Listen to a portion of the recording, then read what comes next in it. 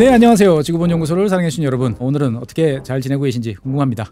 지난 시간에 제가 이제 우크라이나 관련해서 휴전과 관련된 이야기를 이제 말씀드렸습니다. 돌이켜보면 한 3년 넘게 이제 전쟁이 계속되고 있고 여러 가지 많은 것들이 이제 변화되는 이제 그러한 모습들을 우리는 잘 지켜봐 왔습니다. 드론을 비롯한 여러 가지 새로운 무기들, 전술들 등장을 했고요. 그다음에 우리가 과거에 생각하지 못했던 많은 변화들이 있었습니다. 사실 이제 저도 몇 번 설명을 드렸습니다만 계속 이제 궁금한 것들이 많죠. 특히나 이제 저는 뭐 남자들 입장에서 봤을 땐 다들 그러는데 그런 생각이 들더라고요. 이렇게 막 터져나가는 탱크, 뭐 장갑차 이런 거 보면 야, 이제 전쟁에서 기갑, 전차, 이 친구들의 과연 운명, 미래는 어떤 것일까라는 생각. 다른 한편으로 보면 이제 우크라이나 전쟁이라는 것이 과연 이제 군의 입장에서 봤을 때는 무엇을 어떻게 바꿔놓고 있나라는 등등 여러 가지 궁금한 점들이 많아서 오늘은 대한민국 기갑과 평생을 같이 보내신 한 분을 모셔서 오늘 말씀 나누도록 하겠습니다. 오늘 최무룡 대령님 모셨습니다. 안녕하세요. 네, 안녕하십니까? 네.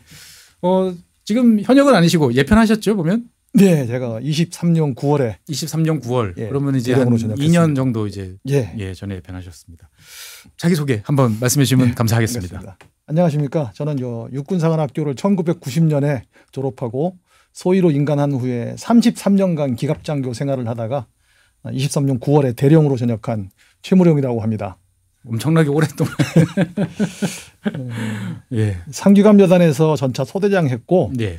지금은 이제 없어진 30기기야 보병사단에서 중대장, 5기감여단에서 대대장 했고 수기사 그러니까 맹호부대에서 여단장까지 보직을 마쳤습니다. 평생을 기갑으로 보내셨군요 보면.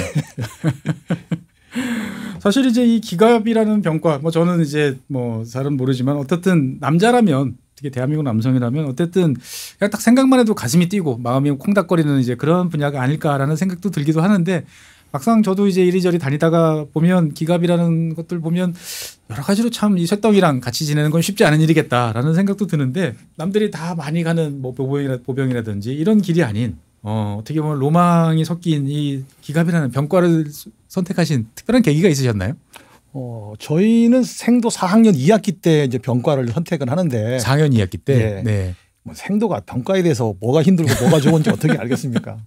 그냥 좀 어렸을 때부터 전쟁상 관련된 책을 읽기를 좋아하다 보니까 아마 기갑병과에 대한 어떤 좋은 이미지 가야겠다는 생각이 들었던 것 같아요. 그리고 결정적으로 뭐 솔직히 얘기하면은 제가 생도 1학년 때 하기군사훈련 기간이 딱 요 시기인데 좀 더울 때인데 28사단에 4주 정도 병체험 훈련을 나갈 일이 있었습니다. 근데 가자마자 저희 대대가 대대 전술종합훈련 평가라고 엄청 힘든 훈련을 갔는데 뭐 낮에는 계속 걷고 밤에도 고지 뭐 점령하러 올라가야 되고 거의 뭐 지쳐서 이렇게 누워 있기도 힘든 상태인데 저 뒤쪽 보니까 토만 하고 전차 소대가 놀고 있는 겁니다. 계속 대기만 하고. 거기다가 저희는 뭐 총 들고 기관총 들고 다니는데 권총 차고 다니고 있고요. 그거 아마 솔직히 말하면 그때 강렬한 이미지가 남아가지고 제 병과 선택에 영향을 미치지 않을까. 걷기 싫어서 일단 걷기 싫어서 원래 그 큰 결정은 사소한 일 때문에 된 겁니다. 사실 대령님 경력을 쭉 보다 보면 이라크에도 한번 다녀오셨던 것 같은데 그때도 혹시 사소한 무슨 일이 그런 결정을 내렸나요? 제가 이라크를 꼭 가고 싶었던 이유는 제가 군생활을 마칠 때까지 전쟁터를 한 번도 경험을 해볼 수 없을 것 같다는 생각이 들었는데 실전 현장을 그런데 가보고 싶었어요. 그리고 그 당시 전황이 돌아가는 걸로 봤을 때 제가 그때야 나가지 않으면 한 2년 안에 한국군이 철수할 것 같더라고요. 그래서 남들은 전방 사단에 참모로 나가라 그랬을 때 제가 소령지기로 바그다드로 보내달라. 그래서 1지망부터 5지망까지 쓸 일이 있었는데 1지망 바그다드, 2지망 바그다드에서 5지망까지 바그다드를 다 적어가지고 가장 치열했던 대로 나갔습니다. 사모님은 알고 계셨습니까 보면? 나중에 이제 제가 귀국한 다음에 그때 뉴스 보고 뭐 제가 찍어온 영상 보더니 그렇게까지 이라크가 위험한지 몰랐던 거예요. 그래서 제가 그다음부터 파병을 얘기를 못 꺼냅니다. 뭐 아프간 나가야 될 상황도 잠깐 있었는데 그때는 진짜 극구 말리더라고요. 그때 그 당시가 이제 막 이라크 이제 팔루자부터 시작해가지고 한바탕 난리가 나던 그 시기였을 것 같은데 보면 후세인이 처형당하는 날 제가 밥 먹고 있었습니다. 식당에서 난리가 났었는데 끔찍했습니다. 그 상황. 어쨌든 천상군인이시다라는 말씀이 드는데 이 어쨌든 오늘 이제 말씀 나눌 주제는 이제 기갑 이라는 주제인데 이 보시기에 이 기갑이라는 병과의 이제 가장 큰 장점, 위력, 기갑은 이런 것이다라고 이제 말씀을 한마디로 하신다면 어떤 것이 있을까요? 예. 군대에서 이제 기갑병과 들어가면 첫날 첫 번째 수업 시간에 전체의 강점과 약점을 가르칩니다. 약점도 가르쳐 줍니까? 예, 솔직하니까.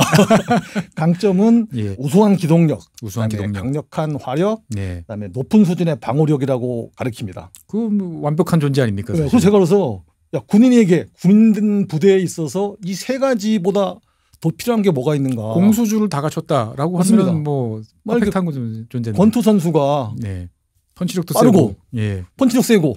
맷집 좋으면 그냥 챔피언 되는 거 아닙니까? 그거? 그걸 갖춘 게 전차 부대라고 생각을 합니다. 뭐 그래서 이 세 가지 강점 중에서 그래도 가장 큰 위력이 뭐라고 생각하냐고 물어보신다 그러면 뭐니 해도 전차의 가장 큰 장점과 위력은 기동력입니다. 기동력. 보통 많은 분들은 이제 주포 뭐 이런 이제 화력을 생각하실 텐데 기동력. 예를 들어서 전투 현장에서 철갑으로 방어를 받으면서 필요시에 120mm 주포와 기관총을 사격하면서 적의 강력한 방어 진지를 신속하게 하루에 수십에서 수백 킬로를 달려나갈 수 있다 그러면 지휘관에게 그것보다 더 믿음직하고 강력한 자산은 아마 없을 거라고 생각을 합니다. 말씀해 주신 상황을 그려보니까 아 정말 그 수십 킬로미터라는 그 거리가 딱 들어오니까 느낌이 확 달라지는군요. 보면은. 사람은 하루 종일 아무 일 없이 걸어라 군장 메고 걸어라 20km도 사실 쉽지 않은 상황인데 수십 킬로를 자고 간 기름만 있으면 맞습니다. 얼마든지 갈 수 있는 약점은 무엇일까요? 첫날 가르쳐주는. 저희가 많아가지고 글자만 따서 이렇게 외우는데 조금 방송에서 말씀드리기는 좀 애매한 그 문통인데 그 소음, 그다음에 대규모 보급 소요, 지역 및 기상, 그다음에 시계 제한, 무게 크기입니다. 무게 크기는 일단 덩치가 있으니까 그만큼의 또 이 페널티를 또 짊어질 수밖에 없는 거고. 그다음에 보급과 관련돼 있는 뭐 먹는 게 많으니까 기름도 많이 먹고 탄약도 많이 먹고. 보통 차는 이제 1리터에 몇 킬로미터를 가나를 연비로 따지는데 전차는 반대죠. 1km를 가는데 몇 리터를 퍼먹나 이렇게 이야기하는 게 빠르죠 보면은. M1 전차 같은 경우는 뭐 가스 터빈이면 뭐 연비 500m 뭐 이렇게 얘기를 하니까. 그냥 줄줄 돈을 그냥 쫙 깔면서 간다. 디젤은 그나마 좀 낫긴 하네. 그렇죠. 디젤은 그나마. 하여간 어떻든 간에 약점 없는 존재는 없습니다만 이 현대전에 있어서 가장 강력한 존재, 공수주를 완벽하게 갖춘 기갑 이라는 존재는 뭐 1차 세계대전, 2차 세계대전을 거쳐서 뭐 우리한테는 어떻게 보면은 특히나 대한민국 국군한테는 여러 가지 큰 영향을 미쳤는데 이런 이제 기갑이라는 관점에서 오늘 사실 말씀 나눌 핵심은 이제 우크라이나 전쟁입니다. 보면 우크라이나 전쟁 같은 경우에 보면은 우리가 생각하는 러시아 그러면은 수천 대 과거에 어떤 수만 대 전차를 끌고 있던 그런 나라 그러니까 말 그대로 기갑전이 벌어지지 않을까 싶은 대평원. 그런데 사실 3년 6개월이 지나고 나니까 이제는 전차를 구경하기도 힘든 그러한 전쟁이다 보니까 오늘 대령님 모시고 오늘 말씀 나눌 주제는 일단 우크라이나와 이제 기갑과 관련된 이야기를 좀 나눠보려고 합니다. 사실 많은 분들께서 아마 대령님께 여쭤보셨을 것 같아요. 이런저런 이야기들이 많이 나오죠 보면은 주로 어떤 걸 많이 여쭤봅니까 보면은. 뭐 제일 많이 물어보는 건 전차 무역론이죠. 전차 무역론. 전차가 뭐 이런 전쟁 상황에서 더 이상 전차가 필요한 거냐? 가치가 있는 것이냐? 많은 분들이 이제 처음에 보면은 이제 뭐 대전차 화기들, 뭐 제블리나든지 이런 대전차 미사일 이거만 봤을 때도 그래 뭐 이런 어떻게 보면 우리가 알던 패턴 전개됐는데 그 다음서부터는 이제 드론 전쟁으로 막 이제 이어지다 보니까 정말 한 대 뭐 몇십만 원, 뭐 몇백만 원밖에 안 되는 그런 이제 드론들에 의해서 전차가 뭐 퐁퐁 터져나가는 모습들을 계속 본단 말이죠.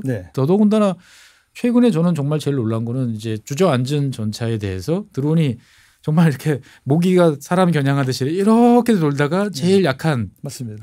그 포탑과 차체 그 사이를 정확하게 지켜보다가 딱 들어가서 터지는 모습을 보고 야 이러면 도대체 전차라는 존재는 무엇일까라는 생각이 들면서 야, 미래전에서 이 기갑 주력전차 과연 필요한 존재인가라는 생각도 많이 드는데 여기에 대해서 한번 일단 이야기를 좀 시작을 해보죠 보면.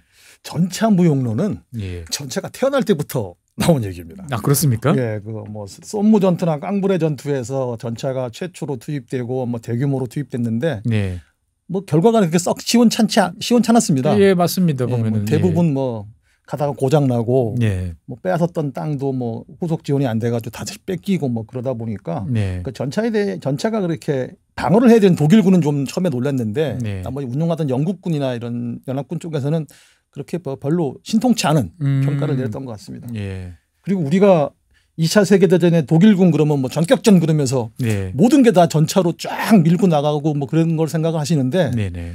그 독일군의 전차도 전쟁 시작 전까지 못 나타날 뻔했습니다. 어떻게 보면은 음거양이긴 한데 히틀러가 아니었으면 독일군의 전차는 아마 전장에서 주역이 되지 못했을 것 같습니다. 예를 들어서 구데리안이 그렇게 전차 부대를 만들어야 된다 그랬을 때 독일 육군의 참모총장이었던 베크 장군 같은 경우는 야, 작전 테이블도 없고 전화기도 없는데 어떻게 무선 통신으로만 부대를 지휘할 수 있다 그러냐. 그 전차 그거 믿을 수 없다. 사실 한 번도 생각 못 해봤는데 기갑으로 운용하려고 그러면 무선 통신이 전제가 돼야 되는군요. 그 당시는 뭐 기본적으로 지휘소 쳐놓고 예. 막 사람들이 막 테이블에 앉아가지고 전화로 막 이러던 시대니까 그렇죠. 무선으로만 부대를 지휘한다는 개념이 아마 없었을 것 같습니다. 그리고 구데리안을 가장 강력하게 지원했다고 저희가 알고 있는 그 수송총감이었던 그분도 이제 전역하는 자리에는 이제 그만해라. 그 정도면 됐다. 예, 독일 땅에서 더 이상 전차가 굴러다니는 모습을 보지 못할 거다. 이렇게까지 얘기를 할 정도로 네. 독일에서도 독일 전차 무용론은 39년까지도 그렇게 많이 유포가 된 상태였습니다. 제가 2018년에 그때 그 육군본부에 과장을 할 때 K2 전차 생산을 중단하겠다는 그 당시에 3차, 4차 양산을 중단하겠다는 그 결정을 뒤집으려고 합참하고 국방부를 설득하러 왔다가 밤에 대전으로 내려가는 KTX 안에서 페이스북을 썼던 그걸 제가 캡처를 했었는데 80년 전이나 지금이나 그 생각 별로 크게 나아진 거 없습니다. 사람들은 다 똑같은 생각을 합니다. 전탄 무용론 그러면 우리는 이제 통상 뭐 다른 나라 얘기라고 생각을 하는데 제가 지금 어디 가서 계속 얘기를 하고 다니는 게 한반도에서 전차가 필요 없다는 얘기, 산악지형이기 때문에 전차가 필요 없어서 전차가 그렇게 크게 효용이 없다는 얘기를 계속 하고 다니는데 저는 이제 그거를 이제 반론을 제기하고 다니는 거죠. 그래서 제가 전쟁 전에 한국에 전차를 주고 싶지 않았던 미국 군사 고문단이 했던 얘기가 지금 80년이 지난 지금도 이렇게 계속 횡행하고 다니고 있는데 그 당시 왜 안 줬는지 사실 좀 궁금해요. 보면. 그러니까 주기 싫었던 거죠. 그냥 한마디로 주기 싫었다. 그러니까 이승만 대통령께서 자꾸 뭐 정신 뭐 평양에 가서 먹겠다고 그러니까 그러니까 막 우리가 전쟁을 일으킬 거라는 우려 때문에 그랬던 것 같은데 그래서 우리는 전차를 한 대도 못 받았지만 6.25 전쟁 때 우리가 이제 알기로는 개전 초기에 북한군은 250대의 T-34 전차를 가지고 밀고 내려왔다라고까지만 배웁니다. 그렇죠. 근데 전쟁이 끝나기 직전에 한반도 지역에 전차가 몇 대가 들어와 있는지는 아무도 모르고 아무도 관심도 없습니다. 뭐 미군 전차도 좀 들어왔을 것 같고 영국군 전차도 좀 있었던 것 같고 뭐 그다음에 이제 뭐 중공군도 이제 그 당시에 좀 갖고 들어왔을 것 같고 늘어났을 것 같은데요. 보면. 제가 그래서 한번 확인을 해봤습니다. 그걸 또 다 조사를 해보셨어요. 북괴군이 그때 뭐 계속해서 러시아로부터 지원을 추가로 받고 해서 한 120대 정도 가지고 있었고 중공군은 그때 전체적으로 기갑단 2개밖에 없었는데 그 2개 기갑단을 전부 다 한반도에다가 투입을 한 상태였습니다. 중공도 나름 그 당시에 보면 몰빵을 한 거군요. 그렇죠. 한 520대 정도를 가지고 있었고 유엔군은 뭐 미군이 제일 많게 한 1000대 정도, 영국군이 한 100대 정도, 한국군이 이제 막 그때 그 뭐 교육용으로 받았던 작은 그 전차들 포함 한 200대 해가지고 한 1300대였어 가지고 종전 직전에 한 1800대 정도의 전차가 한반도에 투입이 돼 있었습니다. 그때도 전장이 서부 지역 평야지대가 아니고 중동부 전선 산악 지역에서 고지전을 할 때인데 전차가 1800대가 있었던 겁니다. 그 다큐멘터리 영상 보다 보면 사실 좀 신기할 때가 있었습니다. 보면은. 고각서격하고 있는 이런 거 보면은 저기 왜 저 친구들이 굴러다니지? 막 이런. 전차가 그만큼 많았다는 얘기입니다. 한반도에. 그러니까 전차가 필요했던 겁니다. 군인들이 필요 없는 그 무거운 장비를 끌어다가 놀 리가 없거든요. 그리고 지금 현재 대한민국하고 북한의 전차뿐만 아니라 이제 궤도 차량을 대수를 한번 파악을 해보면 그러니까 전차, 자주포, 장갑차 이 세 가지 다 합치면 한 18,000여 대 됩니다. 18,000여 대. 양쪽 합쳐서. 그러면 제가 보기에는 밀도로 보면은 전 세계에서 가장 높은 수준일 것 같습니다. 뭐 사실 뭐 한반도가 뭐든지 높지 않겠습니까? 보면 그래서 뭐 포병 화력도 마찬가지고. 이 숫자만 보면은 한반도는 산악지형이라서 전차 운영이 부적합하다는 그 주장은 예. 이 숫자로 명백하게 거짓임이 밝혀집니다. 필요하니까 이렇게들 그렇죠. 쌓아놓고 있지 않겠냐 예. 보면. 북한도 필요하니까 계속 전차 자주포 만들고 있는 거고. 그렇죠. 예, 우리도 똑같이 만들고 있는 거거든요. 그다음에 4차 중동 전쟁 때 시나이 반도에서 H3 새거 미사일과 RPG-7에 의해서 이스라엘군 기갑여단이 녹아내렸죠 보면은. 한 150대가 한 2시간 만에 한 60% 정도가 그냥 다 소멸이 되어 있는 상태가 벌어지니까 그때부터 아마 공식적으로 전차 무용론 얘기가 나온 것 같습니다. 예. 그래서 뭐 사실 이제 뭐 그전에는 또 모든 게 기갑으로 전차가 다 한다라고 그렇죠. 그러다가 네. 이제는 보병과 대전차 미사일만 잘 조합하면 얼마든지 나가 떨어지는데 사실 이렇게 보다 보면은 항상 이제 이 전차라는 이 친구는 뭔가 각광을 받다가 상대방이 조그만 반응을 하면은 바로 이제 존재 가치가 확 삭감이 됐다가 맞습니다. 그래서 찬밥을 먹다가 또 다음번에 약간 또 힘을 얻다가 이게 반복되는데 대령님이 보시기에는 어떻든 우크라이나 전쟁도 그러한 이제 큰 흐름 속에서는 똑같다. 제가 보기에는 그렇습니다. 지금 우크라이나군이 서방 국가에다가 어떤 무기를 지원을 요청하는지를 가만히 살펴보면은 처음에는 155mm 포탄 부족하다고 포탄 달라고 했었고요. 그렇죠. 그다음에 전차 장갑차 달라고 했었고 전투기 달라고 했습니다. 그렇죠. 방공 미사일 달라고 그랬었고. 요즘은 방공 미사일 달라고 그러고 있고. 근데 2022년 가을에 우크라이나가 한번 처음으로 성공한 역습 공세행동이 있지 않습니까? 네네. 그때 가을철에 이제 한번 동부전선에서 크게 한번 얻어냈었죠. 보면. 근데 그 거리를 성공하려면 전차 장갑차 없이 가능했을까요? 그 생각은 한 번도 안 해봤는데 사실 되게 전격전이었죠. 한 2주 만에 어마어마한 영토를 회복을 이제 해치웠는데 생각해보면 그거를 보병이 메고 뛰었을 리는 없겠고 뭔가 차량을 이용했겠구나. 러시아군 입장도 마찬가지입니다. 러시아군이 개전 초기에 뭐 제블린이라든가 드론에 의해서 계속 전차가 파괴돼 나갔을 때 우리는 그 파괴되는 영상만 봤지 그 장갑차 전차에 안 타고 있었으면은 그 러시아군들은 병사들은 어떻게 됐을까? 그나마 타고 있었으니까 그래도 맞습니다. 뭐 산놈도 있고 보면은 다치기는 했으나 목숨을 부지한 경우도 있고 운 좋은 친구들은 장갑차 타고 다음 스테이지로 넘어갔을 거고 그렇게 해서 살아남아서 귀환한 전차 승무원들이 T-55가 됐든 34가 됐든 창고에 쌓여있던 전차를 끌고 다시 전선에 나올 수 있었던 겁니다. 그러니까 전차나 장갑차를 타고 있지 않고 보병으로 맨몸으로 공격하고 있었다 그러면 다 죽었겠죠. 그러니까 생존성에 큰 도움을 준 장비가 전차 장갑차라고 할 수밖에 없습니다. 그러니까 어떻든 전선에서 이 제일 중요한 병력을 보존하고 그 병력을 다음 스테이지로 옮겨주고 할 수 있는 그 전쟁의 가장 기본적인 걸 수행할 수 있는 존재는 결국 현지 시점에서 봤을 때도 기갑이라는 존재가 맞습니다. 반드시 있어야 된다. 아무리 지금 터져나가는 모습 봐도 그걸 알보병으로 대체하고 나면 과연 누가 살아남았겠냐 보면 없다. 그래서 제가 하도 답답해가지고 저희 이제 제가 사단법인 창끝 전투라는 학회에서 연구를 같이 하고 있는데 학회 이름이 창끝 전투입니까? 그러니까 말단 소부대에 대한 전술과 전투 기술에 대해서 집중적으로 연구를 하는 데인데 거기 저희가 이제 그 우크라이나 현역 장교들하고 좀 커넥션이 좀 있습니다. 그 친구가 한국에 들어왔을 때 한번 불러서 인터뷰를 했었는데 제가 이 질문을 했었습니다. 야 지금 온 세계가 전차 무용론이 횡행하고 있는데 너는 어떻게 생각하냐? 현재 전장 실전을 겪어봤으니까. 실전을 경험한 사람으로서 그러니까 그 친구가 딱 이렇게 얘기를 합니다. 전차 무용론은 잘못된 판단이다.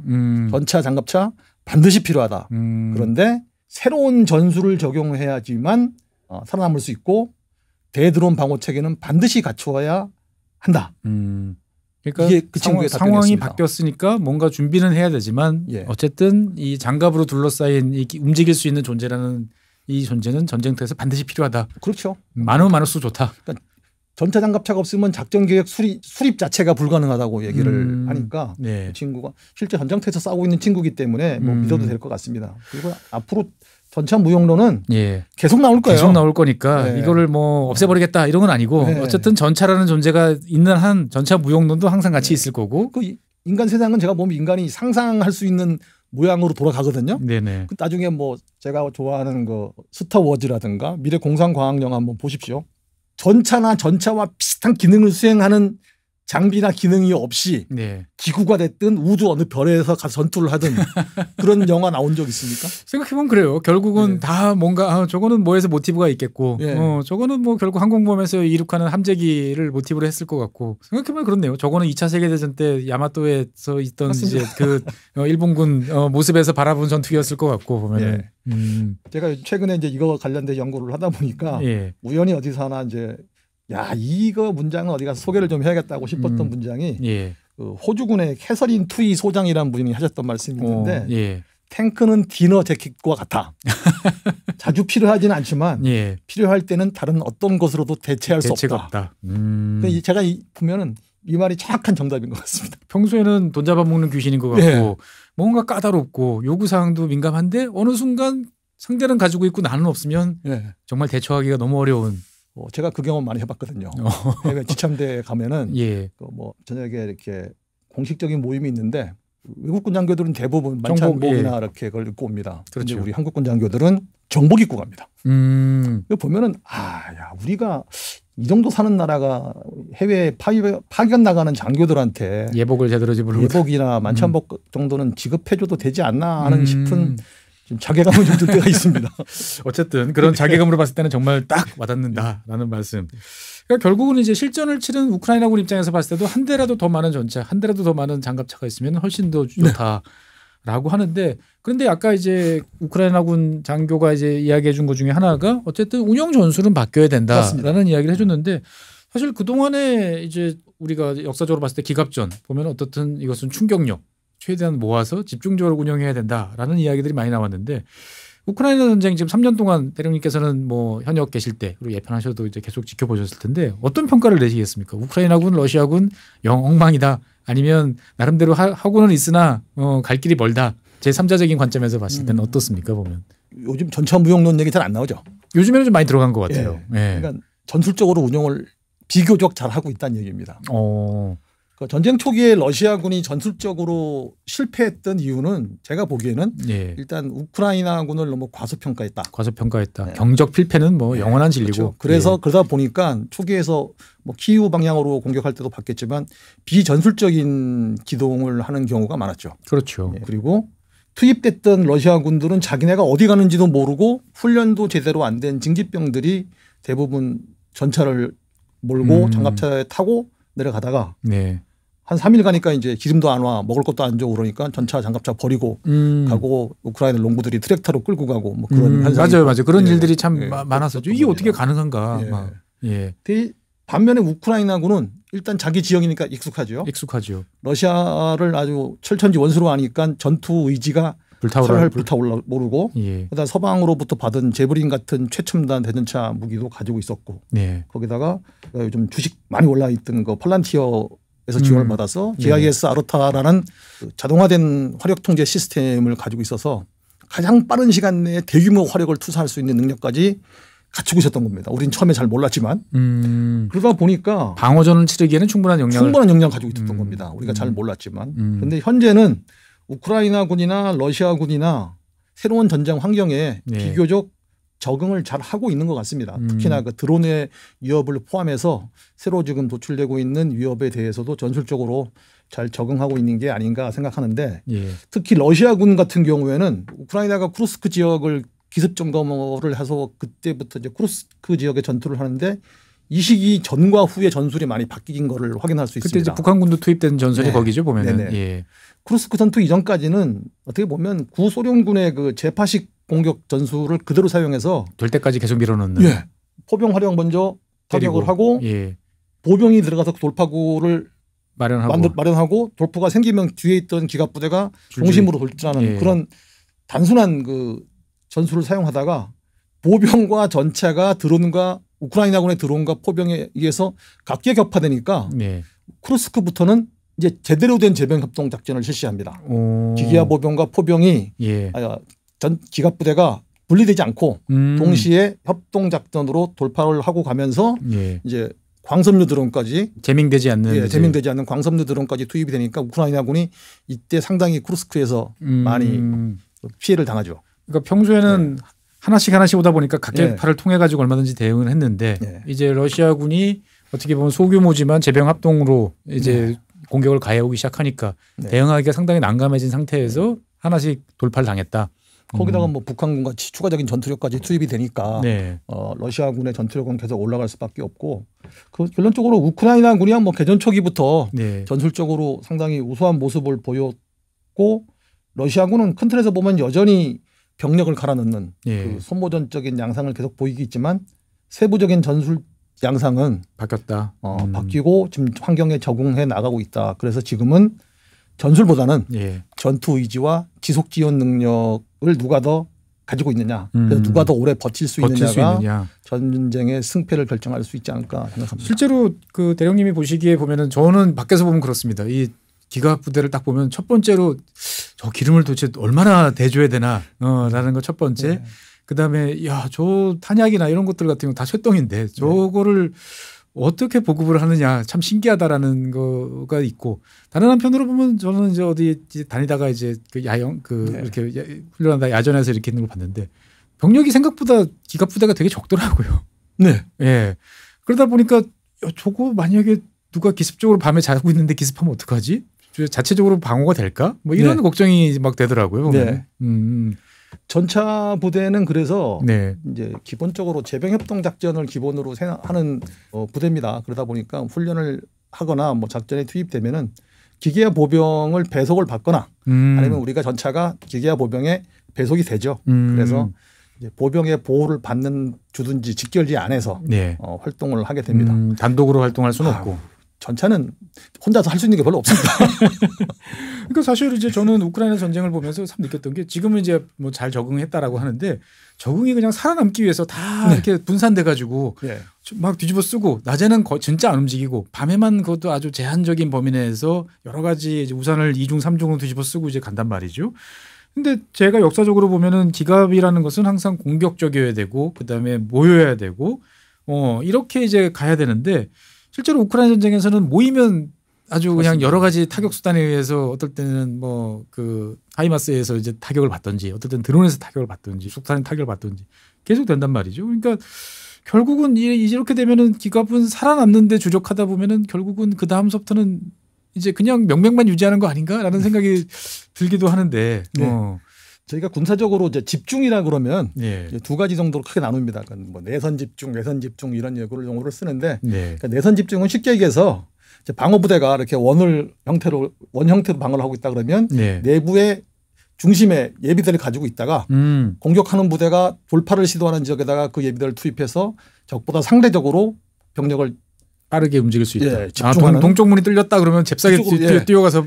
그러니까 쉽게 해서 우리 낙동강 방어선 생각하면 됩니다. 낙동강 방어선에서 유엔 예비대가 북해군이 돌파하려는 지역에다가 예비대 투입돼서 거기다 집중을 하고 뭐 그런 형태가 되는 거고 외선 집중은 반대로 공자의 입장에서 원만의 적이 있으면 사방에 우리 아군의 전투력을 분산시켜 놨지만 저기가 제일 약하다. 그러면 특정한 시간과 장소를 찍어서 야, 몇 시까지 여기 다 모여. 그러면 쫙 모이죠. 그러니까 그런 형태를 이제 외선 집중이라고 그러고 요즘은 이제 효과의 집중이라는 용어도 씁니다. 효과의 집중.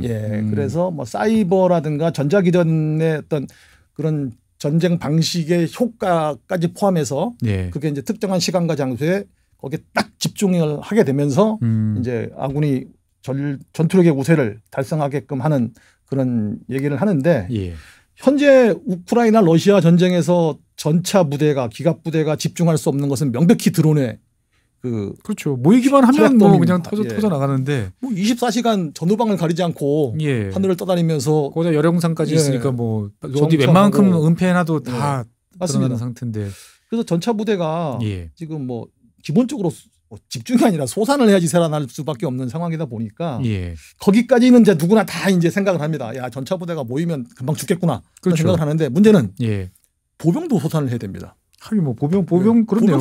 중대 사이즈만 모여도 보면은 막 벌떼처럼 달려드니까. 그러니까 소규모 한 2-3명 정도씩 소규모 작전을 지금 시행하고 있거든요. 그런데 흩어지는 건 누구나 다 잘할 수 있는데 그렇죠. 다시 모이는 거는 누가 제일 잘할 것 같습니까? 누가 제일 모르시나. 흩어놨다가 모이려면 어차피 기동력이 또 필요할 것 같고. 아까 제가 말씀드렸잖아요. 우수한 기동력으로 기갑 기계화 부대가 제일 잘 모입니다. 그러면은 일단은 어떻든 빠르게 시도를 할 수 있다. 그리고 모이려면은 살아서 가야 되지 않습니까? 그러니까 방어력을 가져야 공격 개시선까지라도 네, 살아서 갈 수 있는데 방어력도 가지고 있습니다. 그리고 모였습니다. 시간과 장소에. 네. 단순히 모여서 물리적인 현시만 하는 건 의미가 없고 그렇죠. 적을 공격할 수 있는 화력수단을 가지고 있어야 되는데 자체적으로 거기 도착하면은 보병들이 가지고 있지 않는 강력한 포와 기관총 몇 정을 가지고 있는 겁니다.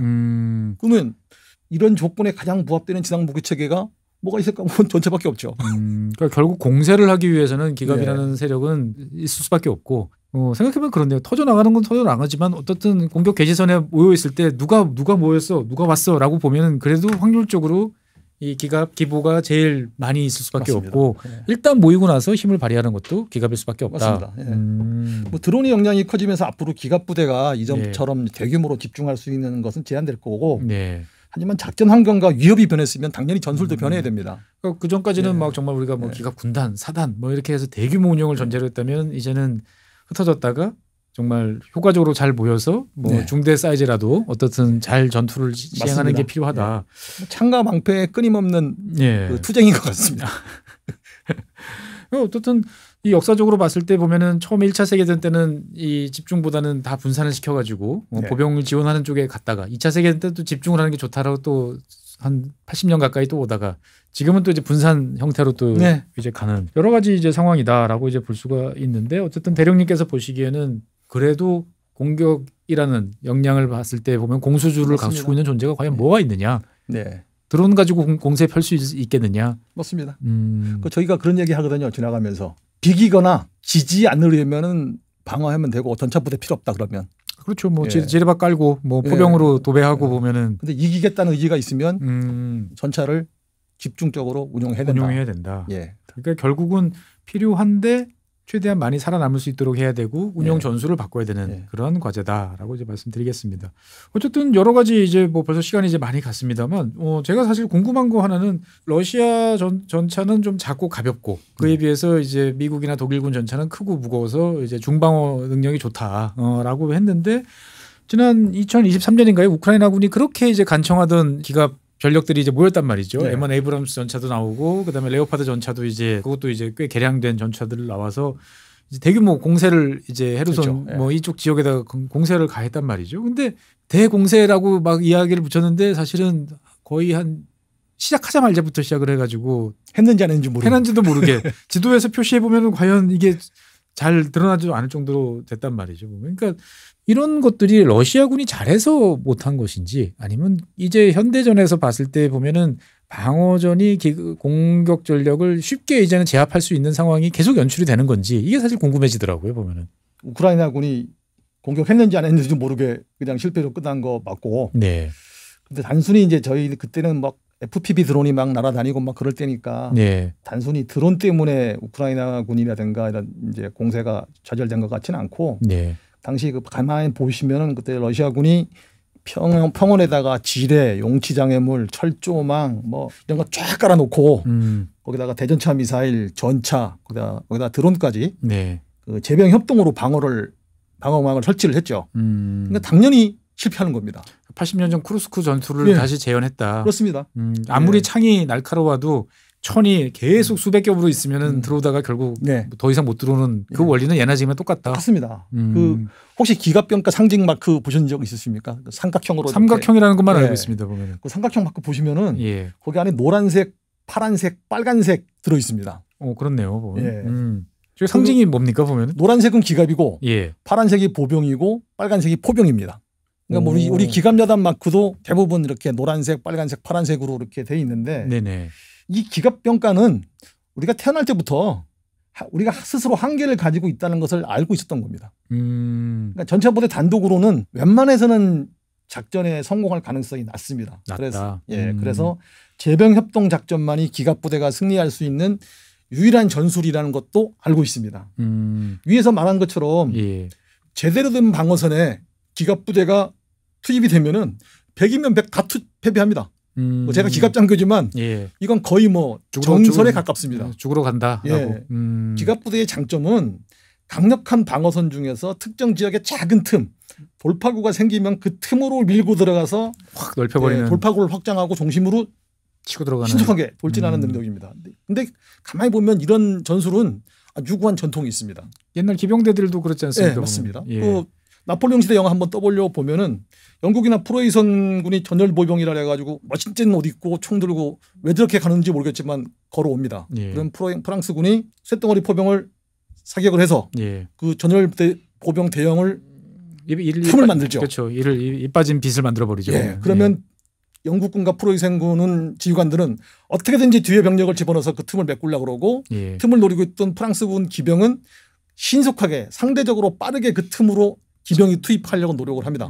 기병이 투입이 돼서 전열보병 대형을 양분을 하면은 깨트리면 이제 프랑스군 전열보병이 가서 각계 격파하는 이런 전술인데 똑같습니다. 지금도 21세기 2025년도 똑같은 전술이 사용되는데 단지 기병이 전차로 바뀌고 포병이 사거리가 멀어지고 위력이 강해진 거죠. 그 만약 우크라이나군이 러시아군의 방어선의 어떤 돌파구나 틈을 포착하지 못한 상태에서 그냥 공격해야 될 시점이니까 공격을 해야 된다고 해서 공격을 했으면 당연히 실패할 수밖에 없었을 겁니다. 만약에 이제 정석적으로 이제 러시아군이 저렇게 방어선을 구축하고 있다라는 거를 이제 알고 있는데 대령님께서 이제 이거를 공격을 이제 해야 되는 미션을 부여받았다. 그러면 뭐부터 먼저 준비를 해야 됩니까? 보면은 저희가 이제 군에서는 여건 조성 작전이라고 얘기를 하는데 제가 실제 군 생활할 때 이제 BCTP를 하는데 지휘관께서 우리 기계화 부대를 해야 되는 상황이었습니다. 투입시키라는 상황에서 투입을 시켰는데 첫날 가다가 특정 부대가 300명이 죽었습니다. 시뮬레이션 상황에서. 그러니까 제가 보면 전무후무한 그 지휘 조치인 것 같은데 군단장께서 부대를 전부 다 공격 개시선 후방으로 철수시켰습니다. 그리고 솟아내라.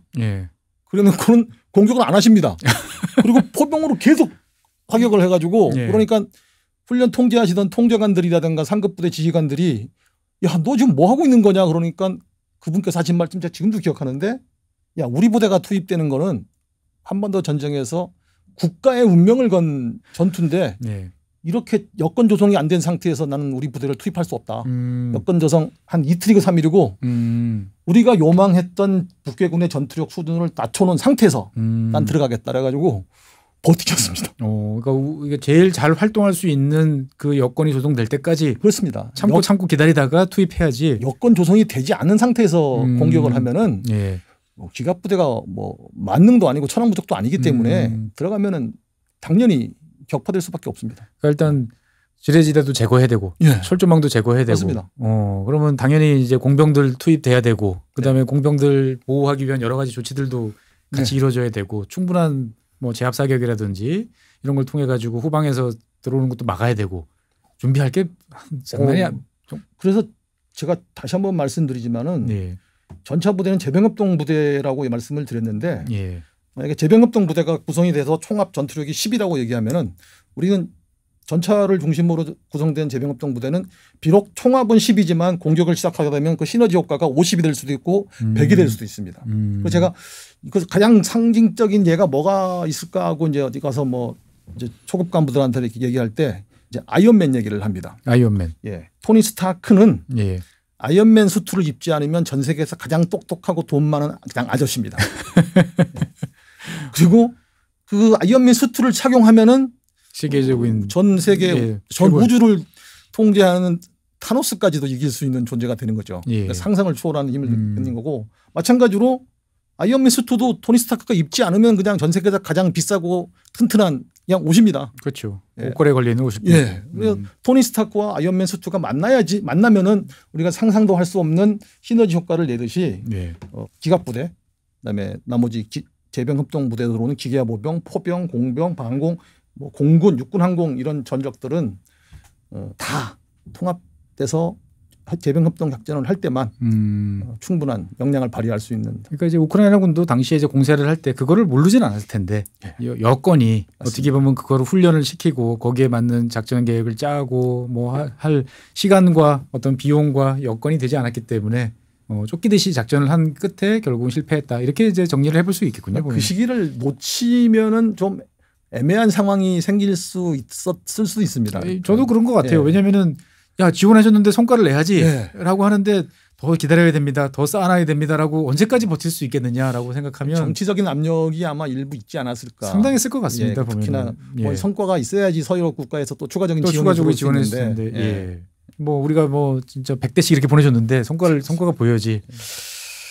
네. 어쨌든 참 여러 가지 뭐 이야기들이 이제 있습니다. 그래서 어쨌든 뭐 우크라이나 이제 마지막으로 하나 궁금한 거 여쭤보고 이제 시간 관계상 정리를 해야 될 것 같은데 그 레오파드 전차나 아니면 특히 이제 에이브람스 전차나 미군이 운영할 때는 천하무적이었던 것 같아요. 그런데 막상 우크라이나에 투입이 되고 나니까 뭐 그냥 별 그런 거 없이 그냥 예 어떻게 보면은 더 골칫덩어리처럼 좀 이런 취급을 받는다는 소리도 좀 있고 그러다 보니까 차라리 저 독일군이 옛날에 창고에 처박아놨던 레오파드 1 같은 이제 구식 전차가 오히려 우크라이나 군이 더 좋아한다 이런 이야기도 나오는데 이게 도대체 뭐가 문제일까라는 질문 마지막으로 한번 드려보고 싶습니다. 보면 그사람들은 대부분은 그 전쟁터 그다음에 전투 현장에서 인간의 생존 본능이 얼마나 강한지 잘 모릅니다. 생존 본능. 예. 그러니까 우리는 그냥 영화나 드라마에서 정도 보고 있는데 제가 생도 때 교수부에 월남전 참전하셨던 분들이 몇 분 계셨는데 극단적으로는 아닙니다. 한 분은 교사같이 사시는 분이 한 분 계시고 한 분은 아무것도 겁이 없습니다. 육사 교수님들 중에서도 그 그렇게 무서웠던 그 뭐 군사 정권 시대라 그러는데 생도들 앞에서 대놓고 들이받으십니다. 그러니까 생과 사를 뭐 이미 초월하셨던 그런 분들인데 그분들이 전쟁터에서 인간이 얼마나 허무하게 죽을 수 있는지 또는 또 살아남기 위해서 얼마나 무슨 짓까지 하는지를 다 보셨기 때문에 그렇게 사시는 게 아닌가 생각되는데 뭐 제가 아까 뭐 이라크 얘기하셨지만 제가 이라크에 있을 때 처음에 가니까 저항 세력들이 캠프 빅토리라고 미군 기지 안에다가 박격포 쏩니다. 그렇죠. 쏘고 도망가고 도망가고. 급조 그다음에 뭐 방사포 같은 거 107mm 정도 되는 거 쏘고 도망가는데 처음에 가면은 그냥 무서워가지고 쾅 떨어지면은 몇 킬로밖에 떨어져도 울립니다. 처음에는 막 우왕좌왕하다가 이제 나중 좀 되면 고참 되면은 자격 땅에 딱 터지는 소리 들으면 아 이건 박격포구나. 박격포가 좀 더 진동이 큽니다. 방사포는 팡 하고 그냥 소리만 나고 진동 조금만 옵니다. 근데 그 상황에서 이제 제가 우리 숙소에 정확하게 떨어져 가지고 저희 한 100m 정도 떨어진 숙소에 떨어져 가지고 거기 혹시 한국군 장교 숙소인가 해가지고 제가 선임 장교기 때문에 내부를 본 적이 있어가지고 그때부터는 이제 제 스스로 이제 루틴을 만든 겁니다. 어떤 루틴이 생겼나요? 박격포 소리가 삥 하고 들리면 바로 누워 있다가 침대에서 떨어져서 침대 밑으로 들어가고 그다음에 그 밑에 이제 방탄조끼가 있으니까 방탄조끼로 얼굴하고 심장까지만 가립니다. 주요 부위만 어떻게든 가린다. 그러니까 그게 뭐 효과가 지금 생각하면 있겠습니까? 직접 맞으면 뭐 거기서 보일 것 같은데 그러니까 보면은. 그게 제가 생각해낸 가장 그때 효과적인 생존 방법이었습니다. 미군들도 그때 바그다드 시내 순찰을 나갈 때 보면은 그때 뭐 방탄조끼가 뭐 목부터 해가지고 우리 태권도 삿포대라고 하는 거 그 정도까지 해서 한 35kg 정도가 전투 하중이 있다고 그랬거든요. 근데 거기 뭐 미군들 이만한 덩치 큰 군인만인가 하나 여군들 동양계 여군도 있었습니다. 저희하고 친하게 지내던 그 친구들과 똑같이 하고 가거든요. 35kg. 그럼 갔다 오면 애들이 진짜 탈진 나는데 밥 먹고 나서 제일 먼저 가는 데가 헬스장입니다. 헬스장 가서 근력 운동합니다. 살아남기 위해서 운동이군요. 제가 쟤들 왜 저러지 보니까 거기서 나고 하면 죽거든요. 그렇죠. 거기서 어떻든 좌우간 동료들하고 떨어지면 안 되고 쫓아와야 되고. 그래서 가끔가다 총도 놓고 하는 친구도 있어가지고 써붙여 있습니다. 야 총본 몇 번 분실했는데 혹시 갖고 있는 사람 있니? 헬스장에서 제가 그런 것도 본 적이 있는데 제가 사진 하나 보내드리겠습니다. 제가 인간의 생존 본능이라 해서 그 사진 하나 좀 모아다니고 있는데 왼쪽에 두 개의 사진은 우크라이나 러시아 전쟁터가 아니고 몇 년 전에 그 필리핀 민다나오 섬 마라이 전투에서 필리핀 군이 타고 다니던 장갑차 유입니다. 요 침대 매트리스하고 문짝이네요. 문짝. 유구한 전통이군요. 침대 매트리스와 이제 문짝이 올라가는 거는. 저는 저게 무슨 방탄 효과가 있을지는 모르겠는데 좌우지간 전투 현장에 있는 친구들은 저 침대 매트리스 안에 들어있는 스프링이 탄환을 막아줄 수 있다고 생각하는지는 모르겠는데 저러고 다닙니다. 뭔가가 있으면 나을 거다. 그러니까 죽지 않으려는 어떤 생존 본능은 정말 어디 가서도 약화되지 않은 것 같습니다. 저기 나머지 사진들 보시면은 러시아군 이제 뭐 콥케이지라고 멋있는 뭐 말 쓰다가 요즘은 그냥 거북이 전차라고 표현을 하는데 공식적으로 그렇게 씁니까 그냥? 거북이 전차라고 그냥 통상 부릅니다. 그냥 외국 자료를 봐도 우크라이나 러시아 양국군 전차 장갑차들이 이제 비정상적으로 정상적인 성능 발휘에 제한이 갈 정도로 저렇게 붙이고 다닙니다. 저렇게 붙이면은 사실 보이지도 않고 손에도 힘들 것이고. 하다못해 우크라이나군은 아까 말씀하셨듯이 세계 최강이라는 에이브람스 전차를 받아 갖고 와서 자기들이 쓰던 반응 장갑 붙여 갖고 다니거든요. 뭐 우크라이나 친구들은 뭐 일단 오면은 반응 장갑으로 일단 덮어놓고 일단 시작하는 것 같아요, 보면은. 대부분 아마 FPV 드론으로부터 보호받기 위해서 그런 것 같은데. 예. 러시아군은 그나마 가끔가다 이제 몸은 전차 위에다가 제머를 붙이고 다니는 제대로 된 방호 장치를 갖고 있는 전차도 있는데 우크라이나는 그 정도까지 할 영역이 안 돼서 아마 그냥 대선 소산 뭐 이 정도 형태로 돼 있는 것 같습니다. 그런데 드론이 이제 제머나 전자기전 장비에 의해서 드론이 손실이 커지니까 이제 양국군 모두 전파에서 조종되지 않는 광섬유 드론이나 일부에서는 지금 AI 기반 자율 드론까지 나오고 있는데 이 두 종류의 드론에 대한 대응 방법은 오직 하드킬밖에 없습니다. 현재로서는. 현재 쏘아 맞추는. 예. 그러다 보니까 현재로서는 무식해 보이지만 거북이 전차가 오히려 제일 효과적이고 그나마 가장 효과적이라는 몇 번의 반복적인 공격에도 버틸 수 있고 생각을 그 양국군 전차 승무원 장갑차 승무원들이 하고 있는 것 같습니다. 그러니까 이런 자구책들이 그 제머를 제외하고는 뭐 기존 전차 운영 교류에 부합되지 않습니다. 제가 중대장 때 저희 모셨던 여단장님은 저희가 직결지에 딱 들어가는데 전차 위장망을 치지 않습니까? 그렇죠. 위장망이 우리 그 전차의 주사격 방향의 사격을 방해하는 형태로 쳐졌다 그러면 말씀 안 하시고 그냥 화생방 상황을 주십니다. 그러면 그 지역은 상상만 해도 방등면 쓰고 위장망 다 걷어가지고 중대 전체가 새로운 직결지로 가서 위장망을 다시 쳐야 됩니다. 전복선봉. 그 정도로 했는데 지금 교리를 보면은 그분 교리와 우리 교범을 그대로 적용하면은 지금 양국군이 하고 있는 저런 행위는 다 비전술적이고 기본이 안 된 전차 기본이 안 되지만 현실적이다. 하지만 다시 한번 말씀드리지만 최대 관심사는 생존입니다. 네, 어떻게 보면 참 여러 가지 더 여쭤보고 싶은 게 많은데 일단 시간 관계상 오늘은 이제 이 시간은 여기까지만 해야 될 것 같습니다. 우크라이나전 2년, 3년 넘게 진행되는 전쟁을 보면서 우리는 드론의 시대다라고 생각을 하고 이제 기갑의 시대는 갔다라고 하지만 실제로 현장에서는 한 달에도 더 많은 장갑 차량을 더 달라라고 끊임없이 요구를 하고 있다라는 이야기. 그다음에 우크라이나군 장교 입장에서 봤을 때 어쨌든 반드시 필요한 것은 전차, 장갑차. 하지만 그것을 어떻게 쓰는지에 대한 생각을 바꿀 때다라는 이야기가 참 와닿는 것 같습니다. 사실 우크라이나 전쟁과 관련돼서 여쭤보고 싶은 건 되게 많은데 일단 시간 관계상 이번 시간 여기까지 하고 다음 시간에 다시 최무룡 대령님 모셔서 이야기를 더 진행해 보도록 하겠습니다. 지금까지 시청해 주신 여러분 감사하고요. 나와주신 최무룡 대령님 고맙습니다. 감사합니다.